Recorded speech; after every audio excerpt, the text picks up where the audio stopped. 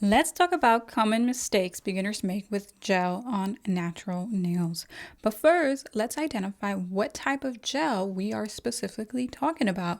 We are not talking about polygel, we are not talking about hard gel. Today, we are specifically talking about soft gel. But even then, not all soft gel is created equal. There is hybrid gel polish, and then there is a true gel.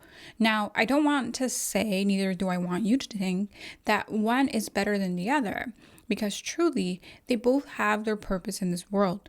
Now, in your salon environment, as a professional, I do want you to pick one as your specialty, your niche, but for today's purpose, here's all I want you to know about each type.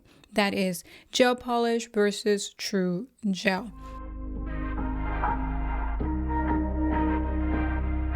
Hey there, welcome back. If you are new here, I am Paola of paolaponcenails.com, and I help current and aspiring nail techs become thriving entrepreneurs by mastering all of their gel nail services using premium soft gel only. If this sounds like a niche you like to consider exploring, then at the end of this video, do consider subscribing.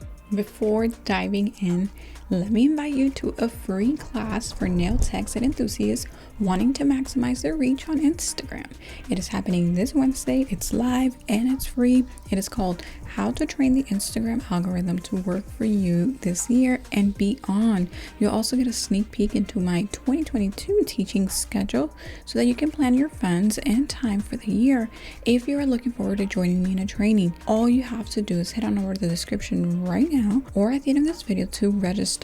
There is limited seating, and so I highly encourage you not to procrastinate on this event. Gel polish was the breakthrough in gel nail technology back in 2009, 2010, I want to say, with the debut of shellac and gelish. I forget which one came first, but they pretty much came out the gate swinging around the same time. Everyone was digging the thin viscosity, lacquer-like application these gel formulas helped achieve. They were instantly dry, right? These gels, these manicures, after curing, and they lasted about 2 weeks without a chip. That was game changing. But if you had nails like mine, kind of wide, thin, and flat, you quickly learned that gel polish didn't like you and that you didn't like it. Am I right? And I wasn't a big fan of acrylics. I just did not like the look of a prosthetic nail on my natural nail. So this gave opportunity for a middle of the road nail product to thrive. True gels, gels that have less of the thin dilution monomers that gel polishes have, and rather more resin property. But these products were not new. Two of the pioneer brands of the sticker rubbery-based products were Biosculpture Gel, one of my favorites to this day, and IBD soft powder gel systems. Now, IBD may also be a little bit of a hard gel, but it wears a little bit more natural. And now there are numerous brands of quality true gel formulas offered more commonly in pots than in bottles. And I don't want to say that this is the defining characteristic of a true gel. There are definitely true gel formulas in brush-on form. Such brands include Luxio, but more often than not, or at least they started in potted form. But both exist with the same purpose: to bend and flex with a natural nail. Now, the prep for each of these products is different. In my experience, for hybrid gel polish to last on all nail types, 2+ weeks we're talking, it will usually require a harsher prep. This consists of making the surface matte with a sponge buffer, then using a pH balancer to neutralize the nail, followed by a primer to increase adhesion. There are different types of primer, and a nail primer can also be known as a bonder. In the case of true gels, after making the surface matte, all you need to do is to scrub the nail with alcohol. No separate pH balancer or bonder is needed. Regardless of hybrid gel versus true gels, the mistakes we'll be covering are going to be applicable, and I won't leave you hanging. I'll also provide the solutions to each mistake. Mistake number 1, using a coarse grit to prep the natural nails. The whole point of using a soft gel is to preserve the integrity of the natural nail, while at the same time reinforcing it. If you take a coarse prep filing tool like a sanding band or a board file, you will be shredding and etching the nail. This is the type of prep necessary for harder nail enhancements like polygel, hard gel, and acrylic. These rely on a roughened up nail surface that interlinks with the product in order to adhere best. If you roughen the nail surface prior to soft gel application, however, you're wondering, will your product last? And the answer is absolutely. They will bond together like no other. But, and big but, because you have thin and shredded those natural nails, if your client has natural nail goals, and quite frankly, they all have them, whether they want short, really short, medium, or really long with their natural nails. But if you cannot preserve the integrity of their natural nails, she won't be able to achieve these natural nail goals without having to switch over to a hard enhancement service, because her nails will only make it to a certain length before breaking. Sooner than later, she'll be saying like, hey, can we just go back to that hard gel? Because, yeah, it's a little thicker. Yeah, it's a little bit more this, more that, but it lasts long. And at the end of the day, if I'm paying $60, $70, $80 for my nails, then I do want them to last, somewhere in the vicinity of 3 weeks. And that's fair criticism. So when prepping the natural nail for soft gel application, simply use a sponge buffer. Depending on the system, all you may need is 200 grit. I'm not kidding you. And listen, I much rather you increase the grit on a sponge buffer up to the max of like 100 grit than to switch over to a board file or a sanding band to prep. Again, I'm talking about specifically before applying your soft gel product. I remind you, the client opts for a soft gel manicure because she desires to keep her natural nails. Help her by prepping gently. Mistake number 2, always using prep products. The 3 typical prep products before gel nail application are alcohol, dehydrator, and bonder. But you see, not every soft gel product needs it.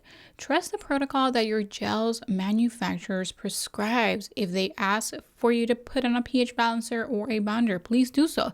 If they're like, you don't need it, trust the manufacturer and only use it like on those clients who just, that nothing sticks to their nail kind of thing, okay? So there are 2 main issues with gel nails and using too many prep products when the manufacturer does not call for it. You are depleting the natural nails of their natural moisture, and dry dehydrated nails that lack moisture and oils will break. A soft gel product greatly depends on the natural nail being as healthy as possible, as a soft gel is there to enhance and reinforce the nails that you or your client already have. Hard enhancements are molded or sculpted to form structures and lengths that your natural nail typically doesn't have. And that is why these clients opt in for hard enhancement. But I'm here to tell you that we are in the generation of I want my natural nails and see how they wear. Very few people in the salon are opted in for something that does not look like their natural nail.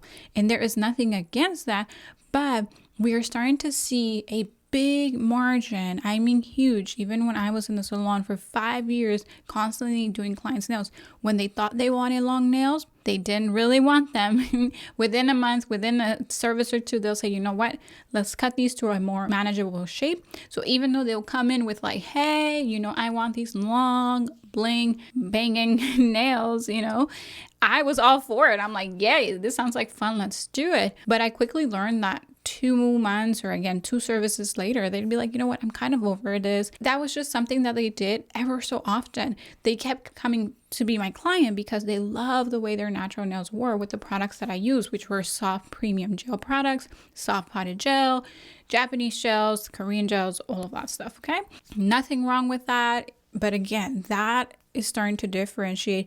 People want less of a prosthetic feel on their nails and rather to be able to wear their own natural nails to a long length, but with their own natural nail length. Okay, so, and number 2, so the other issues if you use too many prep products. Some prep products like a dehydrator create a thin layer of condensation, like what happens on your windshield when there is a fast change in temperature or when you bring out a beer out of the fridge.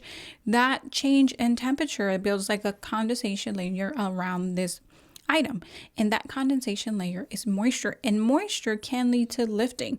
Now there are certain fixation methods like acrylic and hard gel when they use an acetone based cleanser or a pH balancer that don't mind that condensation layer necessarily.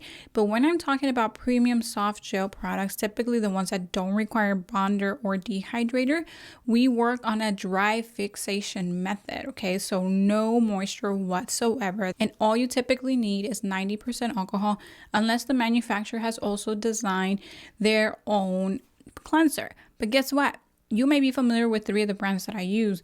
Vetro, Cocoa is a leaf gel, and they do not require any pH bonder or dehydrator.